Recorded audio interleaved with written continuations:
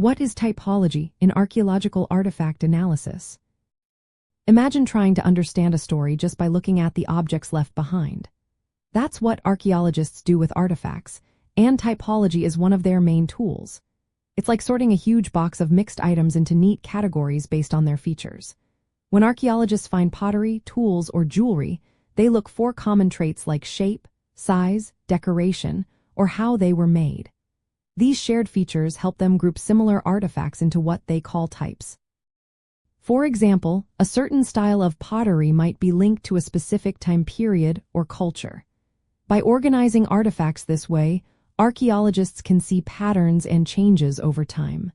This helps them figure out when a site was occupied or how different groups interacted. Typology isn't just about making lists. It helps date objects by matching them to known styles that appeared in certain eras. If a particular tool type was only used during a specific period, finding it at a site can tell us when that site was active.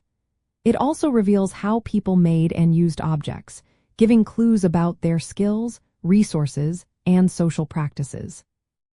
When archaeologists compare artifacts from different sites, typology helps trace trade routes or cultural influences.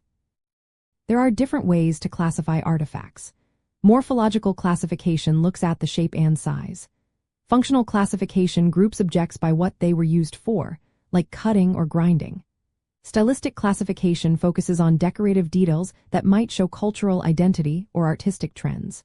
Sometimes, archaeologists combine these methods to get a fuller picture. Creating a typology involves setting clear rules so each artifact fits into only one category. They often use decision trees to decide where each object belongs. For example, a stone tool might first be divided into pointed or non-pointed, then further categorized by size or cross-section. From an anthropological view, typology isn't just about organizing objects. It reflects how archaeologists interpret human behavior. The categories and criteria we choose show what we think mattered to past peoples. Some approaches focus on technological progress, while others look at how objects served social or ritual purposes. But it's important to remember that typology has limits. Sometimes artifacts don't fit neatly into categories, especially if they're incomplete or transitional.